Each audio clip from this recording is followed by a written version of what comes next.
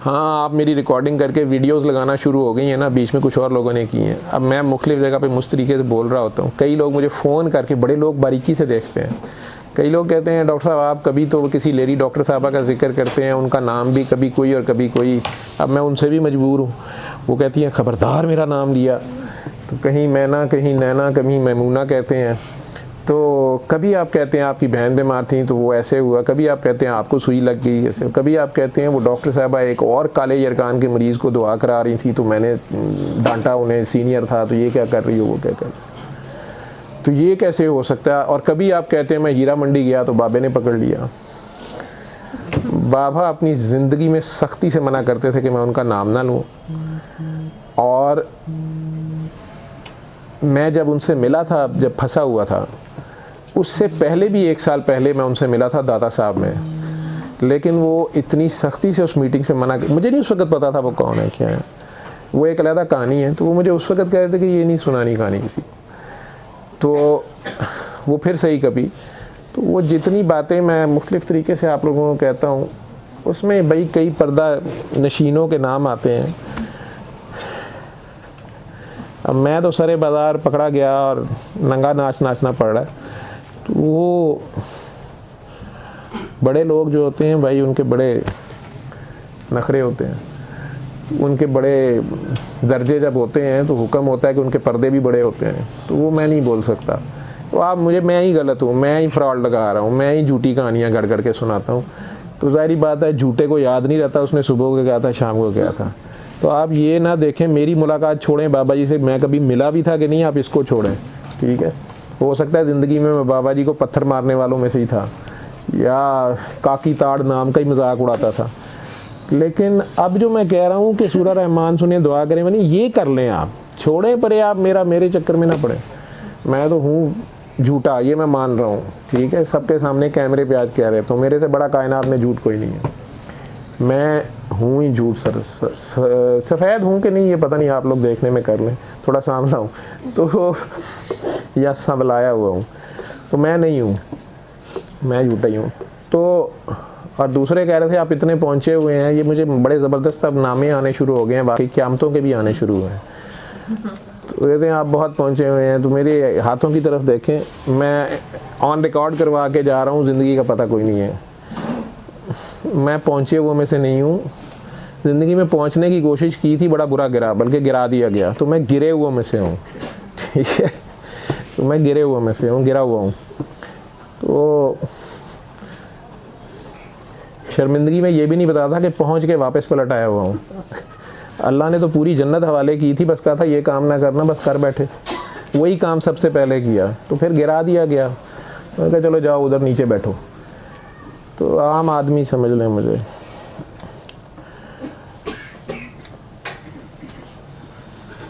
अब बात आ गई, जो दूसरा सवाल था, अब मुझे बीबी याद आ गई, उन्होंने बड़े तड़प तड़प के सवाल किए कि आपको बाबा जी की किस बात ने इम्प्रेस किया क्या करामत देखी थी। मैंने कोई बाबा जी की करामत नहीं देखी थी, ना करामतों शरामतों को तो मैं वैसे ही नहीं मानता। करामत छोड़, मोजज़े, हज़रत ईसा अलैहिस्सलाम और हज़रत मूसा अलैहिस्सलाम ने जितने बड़े बड़े मोजज़े दिखाए हैं, मानने वालों ने वो नहीं माने थे। एक को फांसी चढ़ा दिया, एक को 10,000 बार छोड़ा, वो बेचारे 2 नमाज़ पढ़ने जाते थे, पीछे से गायब हो जाते थे लोग, मूसा अलैहिस्सलाम के साथी वो तूर से जब उतरते तो आगे नई कहानी होती, नहीं तो मोजज़े तो बहुत बड़े बड़े थे। और हज़रत ईसा तो पूरा मोजज़ा थे, पैदाइश से लेके आखिर तक। क्या माना लोगों ने, क्या असर किया। तो करामत तो उससे भी छोटी बात होती है। करीम से जुड़ो और उसका करम मांगो। इश्क में तो करामत होने की ख्वाहिश होना भी हराम है। करीम से जुड़ जाओगे ना, करामत तुम्हारे पाँव की धूल का नाम होगा। खैर, बाबा के साथ मिले थोड़ा ही अरसा हुआ था।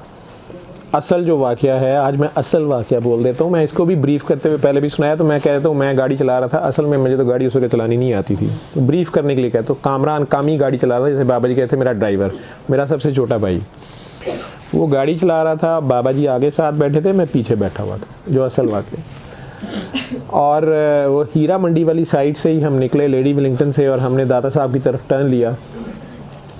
बाबा ने कहा मैंने मॉडल टाउन, हमारे घर आना था बाबा जी ने। जब बाबा जी ने सारी दुनिया से छुपना होता था, आराम करना होता था ना, तो वो हमारे घर आ जाते थे। हमारे घर का नाम उन्होंने पागल खाना रखा हुआ था। मेरी वालदा वो कहते थे बाहर लिखवाओ पागल खाना। मैं एक पागल ढूंढता था, मुझे सारा घर ही पागल मिल गया। पता नहीं उनका क्या मतलब था इस बात का। लेकिन बाकी लोग जब उनसे कई बार बाद में लड़ते थे कि बाबा जी आपको इतने दिन से ढूंढ रहे थे या कितने, तो कहते यार ये पागल डॉक्टर पता नहीं क्या नशा पिलाता है, क्या खिलाता है मुझे कहीं नींद नहीं आती, बाबे को कहीं सुकून नहीं। 2 मिनट 4 मिनट बाबा उठ के भाग पड़ता है। ये पागल पता नहीं मुझे क्या करते हैं, बाबा 3-3 दिन सोया ही रहता है। और हमारे घर हम लड़ते थे कि बाबा जी आप इधर सोने आते, क्योंकि आपसे बात पूछो तो भाई सो जाते थे और सोए ही जाते थे। तो और ज़बरदस्ती का एक कमरा काबू किया हुआ था ऊपर वाली सीढ़ियों पे, आते साथ ही बाबे का आस्थाना किधर है, बाबा जी आस्थाने में जा रहे हैं। तो वो उनकी अपनी एक मौज थी, लंबी बातें। बहरहाल तो वो मुझे अभी मिले हुए, हमें उनको हार्डली महीना 2 हुए थे। और बस बाबा जी थे वो, ठीक है बाबा जी थे। तो मैं डॉक्टर साहब था बहुत बड़ा, मैंने कहा ना कि फन्ने खां डॉक्टर साहब, इत्तेफाक हॉस्पिटल में उस वक़्त था। और वो कहानियाँ भी कहोगे तो सुना दूँगा, कितनी बड़ी फन्ने खानी थी। मियाँ शरीफ साहब पूछे बगैर मेरे से दवाई नहीं खाते थे। सारी दुनिया के नुस्खे ला के और मेरे साथ चोरी एक कमरे में छुप के कहते थे ये मेरे नुस्खे नहीं है, ये वज़ीर आज़म के बाप के नुस्खे हैं, मुझे बताओ इसमें से दवाई कौन सी खानी है। और मैं आकड़ खां राजपूत, मैंने उन्हें कहना ये हार्ट की दवाइयाँ हैं, बाकी ये फैंसी ड्रग्स हैं। एक कोई डॉक्टर तूसी साहब का नुस्खा होता था, वो इंग्लैंड के थे। एक कोई गोरे का नुस्खा होता था, एक इधर लाहौर के बड़े बड़े, एक मेरे अपने हेड ऑफ द डिपार्टमेंट मौजूद मिर्ज़ा, मेरे उस्ताद हैं बहुत बड़े डॉक्टर साहब, वो इन सब के नुस्खे। लेकिन वो मेरे से पता नहीं पूछते थे, शायद इसलिए उनकी अपनी एक IQ था। उन्होंने नोट किया था कि सारा हॉस्पिटल लाइन में लग के उनसे मिलता था। शलवार के ऊपर उन्होंने हाफ स्लीव शर्ट पहनी होती थी, ड्रेस शर्ट। ये मियाँ शरीफ साहब का लिबास था, दरवेश सा आदमी था, छोटी सी हाइट थी, मैं लंबा था। जब उन्हें बात की तो उछल उछल के अजीब से तरीके से, वह उनका स्टाइल था बात करने का। तो वो जब ICU में आते थे, वो नोट शायद उन्होंने कर लिया कि ये बंदा अपना काम करता रहता है और अकड़खानी में है। तो शायद उन्होंने कहा कि ये मुझे जो राय देगा बेलाग देगा। तो उन्होंने सारा राउंड करके आखिर में कहना डॉक्टर 1 मिनट। वो मेरा छोटा सा ऑफिस था, उसमें उन्होंने अंदर चले जाना, मैंने भी चले जाना। अब MS साहब बेचारे भी बाहर कांप रहे हैं, पूरा अस्पताल बाकी कांप रहा है कि जावेद साहब शायद कोई मुखबर हैं और मियाँ साहब अस्पताल की रिपोर्ट ले रहे हैं। तो हमारी एक मुफ्त की ये भी टॉर बनी हुई थी। अब वो अंदर जाके 2-3 बार ज़िंदगी में उन्होंने ऐसा किया 10 सालों में। तो उन्होंने डॉक्टर वो 3-4 नुस्खे निकाले उन्होंने, ये वज़ीर आज़म के बाप के नुस्खे हैं, ये मेरे नुस्खे नहीं हैं, मुझे बताओ इसमें से दवाई कौन सी खानी है। वो अपनी मर्ज़ी के मालिक थे। तो वो मैंने उन्हें बतानी, वो एक सादा कागज़ पे उन्होंने दवाइयाँ लिखवानी, वो जेब में डालनी, मेहरबानी। अस्पताल वालों ने मेरे से वैसे कांपते रहना कि ये मियाँ साहब का बड़ा ख़ास है। मियाँ साहब को मेरा नाम भी ना चाहे पता हो, ठीक। ये लेकिन मेरी फन्ने खानी तो थी ना, मैं अपने बड़े बड़े प्रोफेसरों के नुस्खों के ऊपर राय दे रहा। जो ICU की स्किल थी वो तो अपनी थी, उस्तादों ने जो सिखाया था। एनीवेज, तो अब बाबा जी के साथ तो मजबूरी में फंस गया, मरता क्या ना करता। तो बाबा के साथ उसे बाबा जी गश्त कहते होते थे। वो गश्त पे निकलते थे। अब सुबह ये 10-11 बजे का टाइम है, तो मॉडल टाउन जाना है। और ये हमें पता था, 2-4 बार में ही पता चल गया था महीने के अंदर कि ये मॉडल टाउन कोई आधे घंटे में नहीं आएगा। ये हो सकता है शाम 6 बजे तक मॉडल टाउन ही ना पहुँचे। बाबा जी कभी कहेंगे इधर मोड़ो, बस इधर रोको। वो किसी अखबार के दफ्तर जाके वहाँ कईयों से प्यार से बात, कईयों को सोटी दिखाते थे। एक उनके पास डंडा जो होता था, उनकी छड़ी होती थी, उनसे पूछना बाबा जी ये क्या, उनका ये जुल्फ़िकार है, पता नहीं क्या मतलब होता था, ठीक है। कभी कहना इस्लाम की पहली तलवार है, तो वो मुझे पता चला लकड़ी से लड़ाई हुई थी, जंगे बदर में लकड़ी की तलवारें थी। कभी कह देना ये हथियार है, ठीक है। वो पता नहीं क्या उनकी। और जो अगर मौलवी टाइप बंदा मिलना तो उसे कह देना यार सुन्नत है ना, कोई तो सुन्नत पूरी करनी है, तुमने बड़ी दाढ़ी रख ली है, हमने इस डंडा पकड़ लिया है।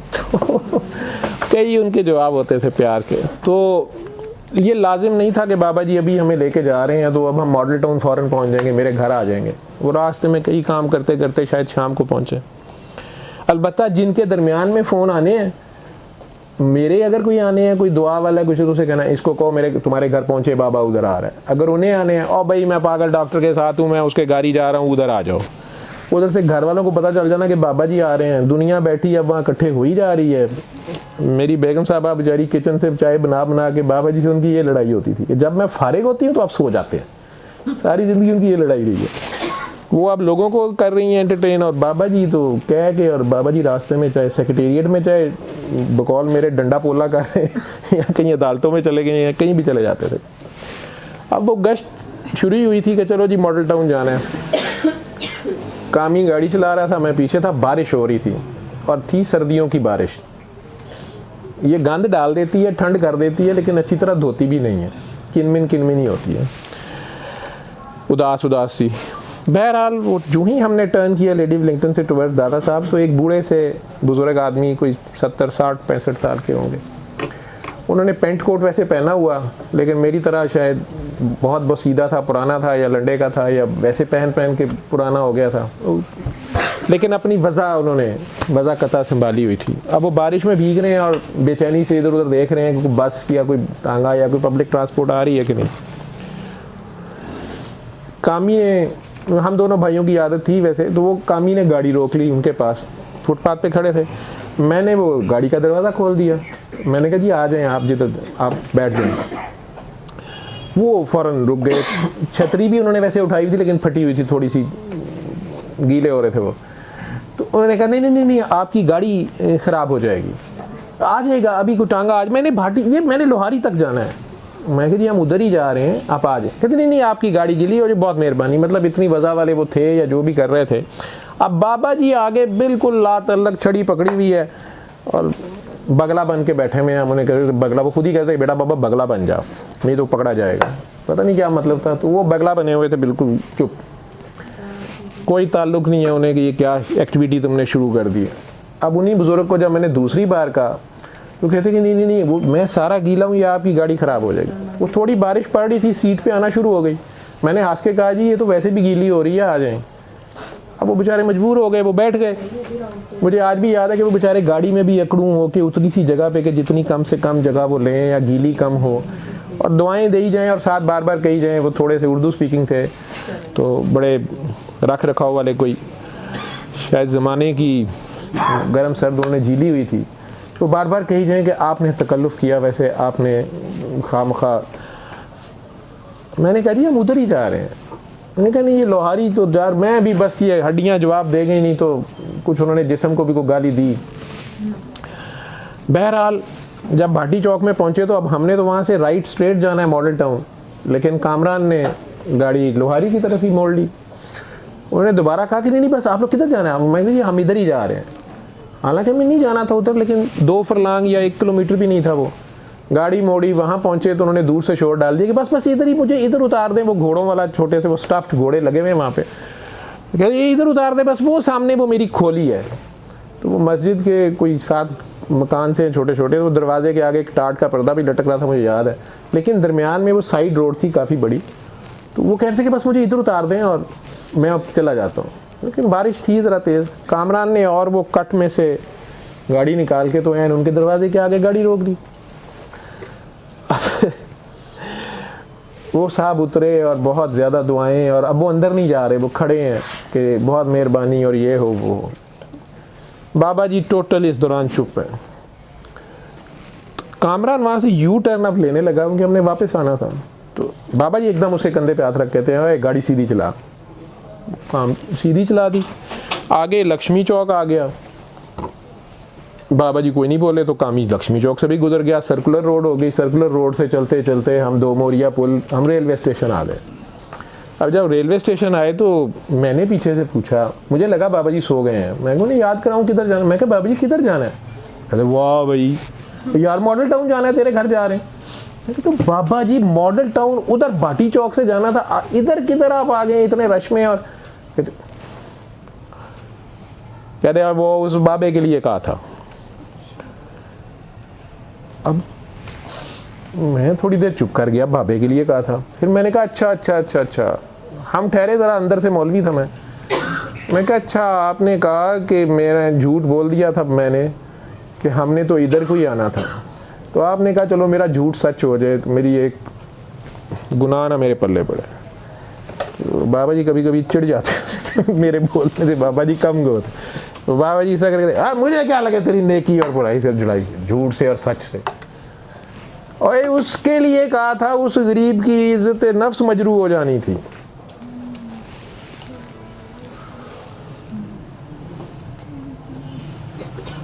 मैं तो सुन्नी हो गया, चुप कर गया।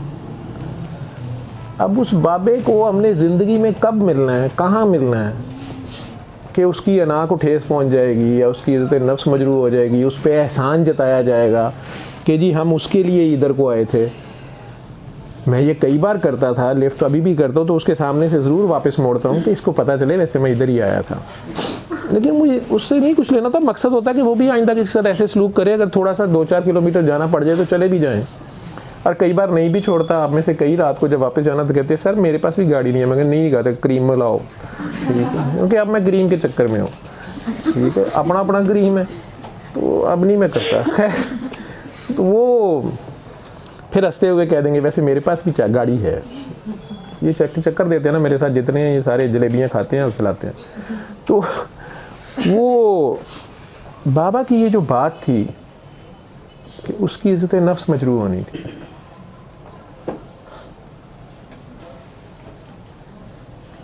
इसके बाद मैंने कभी बाबा जी के बारे में ना कुछ सोचा, ना उनकी किसी बात को तोलने की जहमत गवारा की। मैं इतना छोटा हो गया उनके सामने इस एक बात से। मैंने पढ़ा हुआ था, कुरान में भी पढ़ा हुआ था कि एहसान करके मत जतलाओ। यूनिवर्सिटियों में भी माँ बाप ने भी तालीम दी थी, ज़माने ने तरबियत दी थी, उस्तादों ने समझाया था। लेकिन इस बारीकी के लेवल पे उस शख्स को हम जानते भी नहीं हैं और दोबारा पता नहीं कभी मिलना है कि नहीं मिलना, लेकिन उसकी इज़्ज़त नफ्स मजरूह ना हो। हालांकि थोड़ा तो वो एहसान ज़ेरे बार आ ही गया ना, हम उसे ले ही आए हैं, लेकिन उसके बावजूद जिस तरह से उन्होंने, बाबा ने हमें ये सिखा दिया, मेरे लिए ये बहुत बड़ी करामत थी। जो कायनात का सबसे बड़ा मौजज़ा कुरान है, अब जो आप लोगों के नबी करीम सल्लल्लाहु अलैहि वसल्लम के साथ सबसे बड़ा मौजज़ा ना वो कुरान है, उसकी ये जो मार्फत या तफसीर या प्रैक्टिकल लाइफ में एप्लीकेशन उन्होंने समझा दी, मेरे लिए ये, मुझे ये दंग कर देने के लिए, हैरान कर देने के लिए ये काफ़ी थी। मेरा इल्म, रूमी की सारी किताबें शम्स ने पानी में फेंक दी थी ना, तो उस दिन मुझे समझ आ गई थी कि असल रोशनी क्या है, किस इल्म, वो जो हिकमत है, जो खैर कसीर है, वो क्या है। ये डॉक्टरी के 2-4 मजमून पास करके, दूसरों की लिखी हुई किताबें पढ़ के पास करके अकड़ना कि हम बहुत इल्म आ गया है, और ख़ुद हकीम होना और हिकमत बांटना ये और बात है। तो मैं, बाबा की ये बात थी, अगर आप मेरे से पूछते हैं कि कौन सी बात थी जिससे आप बाबा जी से जुड़ गए, जुड़ तो नहीं गया, मैं मुड़ तोड़ ही गया। और